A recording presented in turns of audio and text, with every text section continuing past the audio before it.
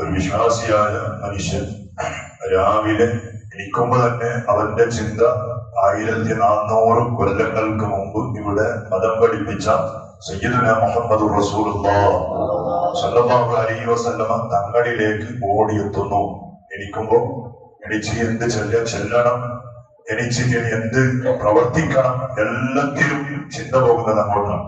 അന്നത്തെ കാലം എന്ന് പറഞ്ഞാൽ ഇന്നത്തെ പോലെ ശാസ്ത്രം അതുപോലെ മറ്റുള്ള കാര്യങ്ങളൊന്നും പുരോഗമിക്കാത്ത കാലം ഇല്ല എന്ന് തന്നെ പറയാം. അങ്ങനെയുള്ള ഒരു കാലത്ത് അന്ന് ഹബീബ് പഠിപ്പിച്ച കാര്യങ്ങൾ ഇന്ന് ശാസ്ത്രം അതിനെ വിലയിരുത്തുകയാണ്. എന്നിട്ട് അഭിമാനങ്ങൾ പറഞ്ഞത് പഠിച്ച് എന്നിട്ട് നിങ്ങൾ ബാത്റൂമിൽ പോയാൽ നിങ്ങൾ ആദ്യമായി ചെയ്യേണ്ടത് നിങ്ങളുടെ 2 കൈകളെ കഴുകണമെന്ന് പഠിപ്പിച്ച നേതാവാണ് മുഹമ്മദ് റസൂലുള്ളാഹി. ആദ്യം നിങ്ങൾ ചെയ്യേണ്ടത് നിങ്ങളുടെ 2 കൈകൾ നല്ലോണം കഴുകണമെന്നാണ്. എന്താ കാരണം? അഭിമാനങ്ങൾ പറഞ്ഞു, കാരണം രാത്രി നിന്റെ കൈ എവിടെയാണ് രാപ്പാർത്തത് എന്ന് നിനക്ക് അറിയില്ലല്ലോ. ചിലപ്പോൾ പ്രത്യേകമായ അണുക്കളുള്ള സ്ഥലങ്ങളിലേക്ക്, നമ്മുടെ ഗുഹ്യസ്ഥാനങ്ങളിലേക്കോ മറ്റോ നമ്മുടെ കൈകളെ കൊണ്ട് നാം മാന്തിയവരായിരിക്കാം, അത് പിടിച്ചവരായിരിക്കാം. വർക്കിൽ നാം ചെയ്ത പ്രവർത്തനങ്ങൾ നമുക്ക് അറിയൂല. അതുകൊണ്ട് അഭിമാനങ്ങൾ പറഞ്ഞു, നിന്റെ കയ്യിൽ ചിലപ്പോൾ പാടില്ലാത്ത അണുക്കൾ നിന്റെ കയ്യിലുണ്ടാവും. ആ കൈ കഴുകാതെ തന്നെ നീ നിന്റെ വായിലേക്ക് വെള്ളമിട്ടാൽ, അല്ലെങ്കിൽ നിന്റെ വായിലേക്ക് നിന്റെ കൈ നീ പ്രവേശിപ്പിച്ചാൽ ചിലപ്പോൾ അത് കാരണം നിനക്ക് മാരകമായ രോഗങ്ങൾ വരാനുള്ള സാധ്യതയുണ്ട്. വിവാഹങ്ങളോട് ആദ്യമായി നീ ചെയ്യേണ്ടത് നിന്റെ 2 കൈ കൈകരാണ്, അല്ലെ? എന്നിട്ട് ഹബീബായ സ്വല്ലല്ലാഹു അലൈഹി വസല്ലം എന്തൊക്കെ കാര്യങ്ങൾ പഠിപ്പിച്ചു, അതൊക്കെയും നാം ഇന്ന് സുന്നത്തായി ചെയ്യുന്നു. ഓരോരുത്തരും അത് സുന്നത്തായി ചെയ്യുമ്പോ നമ്മുടെ ഖൽബിലും നമ്മുടെ മനസ്സിലും ഒക്കെയും ഉള്ളത് ഹബീബായ റസൂലുള്ളാഹി സ്വല്ലല്ലാഹു അലൈഹി വസല്ലം തങ്ങളാണ്. പല്ല് തേക്കാൻ വേണ്ടി പഠിപ്പിച്ചു, വായിൽ വെള്ളം കുളിക്കാൻ വേണ്ടി പഠിപ്പിച്ചു, അല്ലെ? കാരണം എന്താ, രാത്രി കുറെ നേരം ഏറ്റവും വായുക്ക് ദുർഗന്ധമുള്ള വാസനയുള്ള ഒരു ജീവിയാണ് മനുഷ്യൻ എന്ന് പറഞ്ഞത്. മനുഷ്യനെ പോലെ വായുനാറ്റമുള്ള ജീവി മറ്റൊന്നില്ല. കാരണം രാത്രി മുതൽ സുബഹി വരെ ഇങ്ങനെ വായ അടച്ചു പിടിച്ച് ജീവിക്കുമ്പോ നമ്മുടെ വായ്ക്ക് ഭയങ്കര ദുർഗന്ധമാണ്. എത്രത്തോളം എന്ന് പറഞ്ഞാൽ ഇന്നത്തെ ശാസ്ത്രം പറയുന്നത്, ഒരാള് രാത്രി കിടന്നാള് സുബഹി കഴിച്ച് ചിലപ്പോ അയാളുടെ വായിലുള്ള ഉമിനീരോ അല്ലെങ്കിൽ വായിൽ നിന്നിന്റെ അടുത്ത കഫം അത് അയാൾ പുറത്തേക്ക് ഇട്ടും, എന്നിട്ട് അതിന് ഏതെങ്കിലും ഒരു കോഴിയോ പക്ഷിയോ വന്ന് തിന്നാൽ ആ പക്ഷി ചാകാനുള്ള സാധ്യത പോലും ഉണ്ടെന്നാണ്.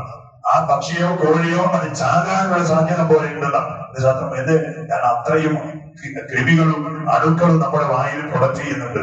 അപ്പൊ നാം പല്ല് തേക്കാതെ അല്ലെങ്കിൽ പല്ല് തേക്കി വായിൽ വെള്ളം കുടിക്കാതെ നമ്മുടെ വെള്ളം കുടിക്കുകയോ അല്ലെങ്കിൽ ഭക്ഷണം കഴിക്കുകയോ ചെയ്താൽ അത് നമ്മുടെ ഉള്ളിലെത്തിയാൽ അത് കാരണമായി നമുക്ക് രോഗങ്ങൾ വരാനുള്ള സാധ്യതയുണ്ട്. അത് മുന്നിൽ കണ്ട നേതാവാണ് റസൂലുള്ളാഹി സ്വല്ലല്ലാഹു അലൈഹി വസല്ലം.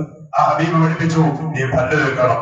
പല്ല് തേക്കിയാൽ പോരാ, വായിൽ വെള്ളം നല്ലോണം കുടിക്കണം. മധുമതത്തെന്ന് പറയും, വായിൽ വെള്ളം കുടിക്കണം. ഇതൊക്കെയും പഠിപ്പിക്കാതെ ഒരു കാര്യം പോലും പഠിപ്പിക്കാതെ ഹബീബായ സ്വല്ലല്ലാഹു അലൈഹി വസല്ലം തങ്ങൾ പോയിട്ടില്ല.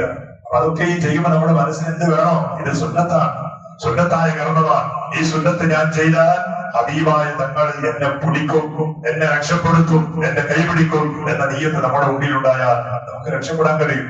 ഈമാനില്ലാത്ത എത്ര ആളുകൾ, വിശ്വാസമില്ലാത്ത ആളുകൾ എത്ര ആളുകളാണ് നമുക്കറിയാം. നമ്മുടെ ബോംബെയിൽ ജീവിച്ച് മരിച്ചുപോയ ഒരു മനുഷ്യനുണ്ടായിരുന്നു, ബില്ലൂറാം എന്നാണ് അദ്ദേഹത്തിന്റെ പേര്.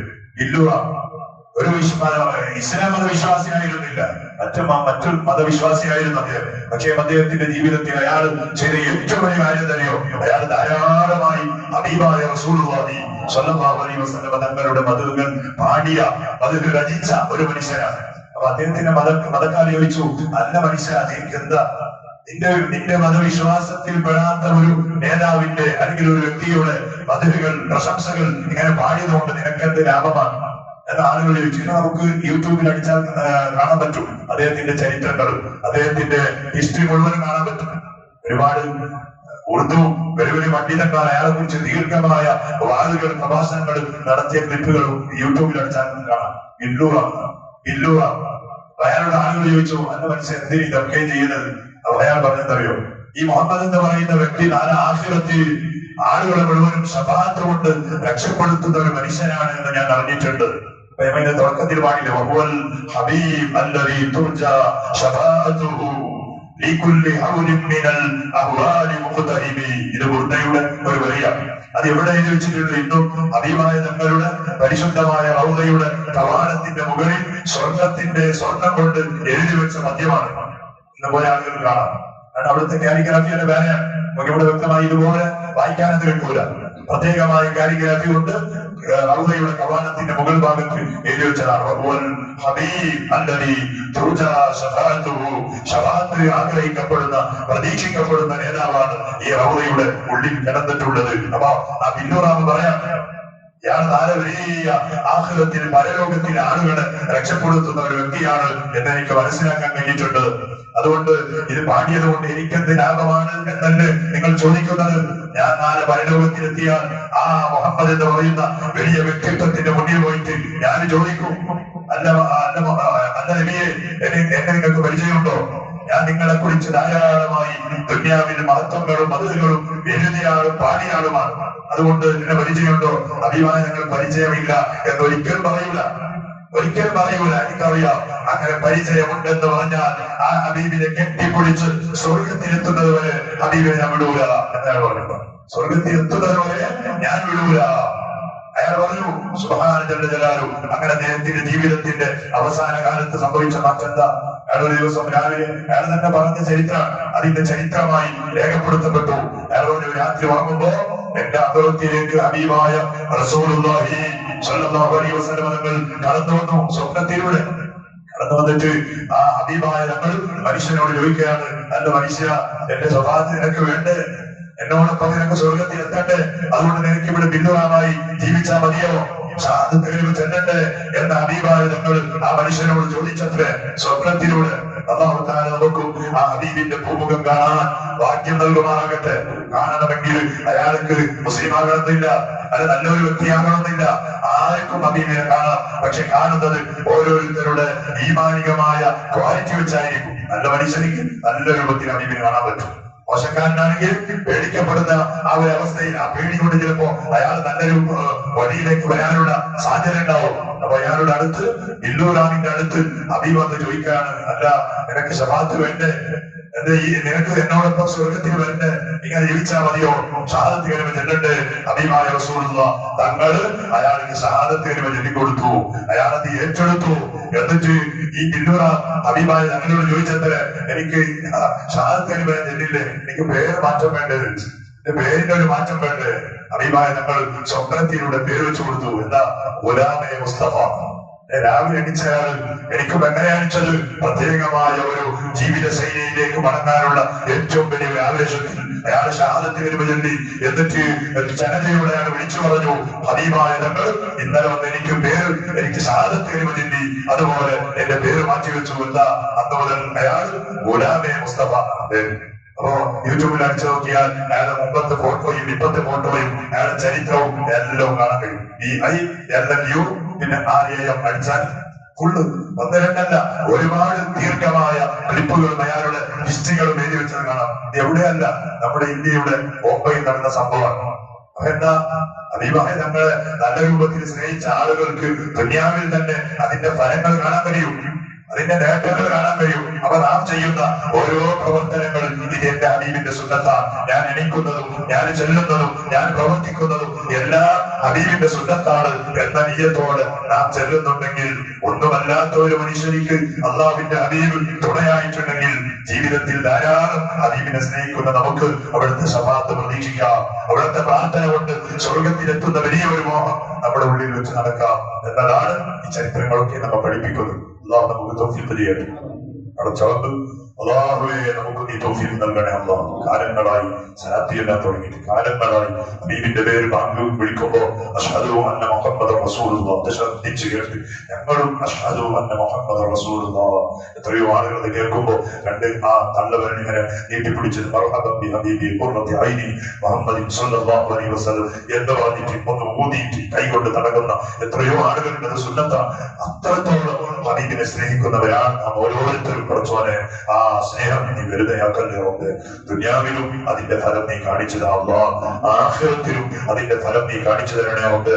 ഒറ്റക്ക് കിടക്കുന്ന ഖബർ ജീവിതത്തിലും അതിന്റെ ഫലം ഞങ്ങൾക്ക് നീ കാണിച്ചു തരണേ റബ്ബാനെ. ജീവിതത്തിൽ ഒരുപാട് തെറ്റുകൾ കുറ്റങ്ങൾ അറിയാതെ ചെയ്തു പോയിട്ടുണ്ട് പടച്ചോനെ. ആ തെറ്റ് ചെയ്യുമ്പോ ഹബീബിനോടുള്ള മഹബത്ത് കുറഞ്ഞു എന്നതല്ല, കാരണം അതിനേക്കാൾ കൂടുതലായി ശൈത്താനിയത്ത് നമ്മെ കവർന്നിരിക്കുകയാണ് പടച്ചോനെ. നിന്നോട് പ്രതിജ്ഞ ചെയ്ത് ഇറങ്ങി വന്ന ആ ശൈത്താൻ പല രൂപത്തിലും ഞങ്ങളുടെ തെറ്റുകളിലേക്ക് വലിക്കുകയാണ്, ക്ഷണിക്കുകയാണ്. ആ സമയത്തൊക്കെയും അല്ലാഹ് ഈമാനികമായി ശൈത്താനോട് ചേർത്ത് നിൽക്കാനുള്ള കഴിവ് ഞങ്ങൾക്ക് നീ നൽകണേ അല്ലാഹ്, നൽകണേ റബ്ബേ. നമ്മുടെ ഓരോ പ്രവർത്തനങ്ങളും നീ പൊരുത്തപ്പെടുന്ന പ്രവർത്തനങ്ങളാക്കി മാറ്റണേ അല്ലാഹ്. റബ്ബിയുള്ളവരിൽ മാത്രമല്ല എല്ലാ മാസങ്ങളും ഞങ്ങൾ ചെയ്യുന്ന പ്രവർത്തനങ്ങൾ റബ്ബേ നീ പൊരുത്തപ്പെടുന്ന പ്രവർത്തനങ്ങളാക്കി തരണേ അല്ലാഹ്. പടച്ചോനെ, എത്രയോ ആളുകൾ പല രൂപത്തിലുള്ള രോഗങ്ങളെ കൊണ്ട് പ്രയാസപ്പെടുന്നവരാണല്ലോ, പരിപൂർണ്ണ ശിഫാഹ് നൽകണേ റബ്ബേ. വലിയ ബേജാറോടെ നമ്മുടെ സദസ്സിൽ ഇരിക്കുന്ന ആളുകളുണ്ട് പടച്ചോനെ, ശിഫാഹ് നൽകണേ അല്ലാഹ്, ആഫിയത്ത് നൽകണേ അല്ലാഹ്, ആരോഗ്യം തിരിച്ചു കൊടുക്കണേ റബ്ബേ. നമ്മുടെ വീടുകളിലും മറ്റും രോഗികളായി കഴിയുന്നവർ, ഹോസ്പിറ്റലിൽ കിടക്കുന്നവർ, എല്ലാവർക്കും പ്രതീക്ഷ നിന്നിലാണല്ലോ. അവരുടെ പ്രതീക്ഷ നീ വെറുതെയാക്കല്ലേ റബ്ബേ.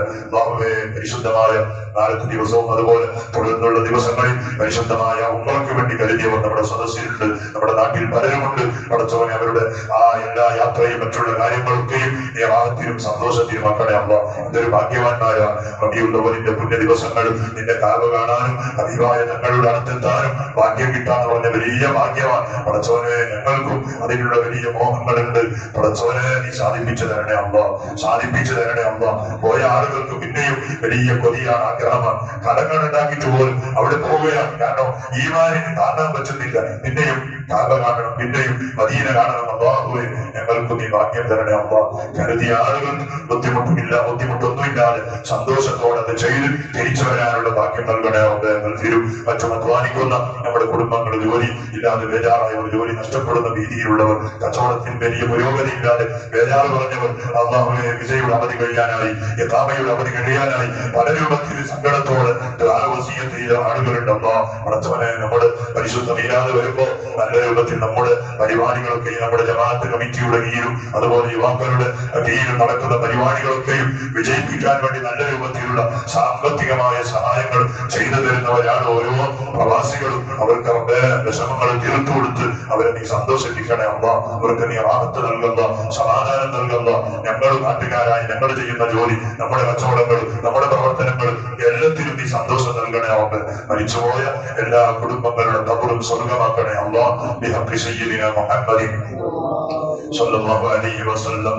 അന്നറാ വജ്ഹക യാ സഅദ് യാ കരീമൽ വാലിദൈനി حوضك صافي المبارك بردنا يوم النشور يا نبي سلام عليكم يا رسول سلام عليكم يا حبيب سلام عليكم صلوات الله عليكم.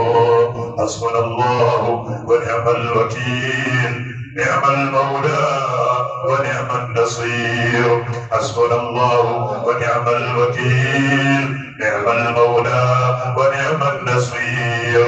حسبنا الله ونعم الوكيل، نعم المولى ونعم النصير. صلى الله على محمد صلى الله عليه وسلم. صلى الله على محمد صلى الله عليه وسلم. صلى الله على محمد صلى الله عليه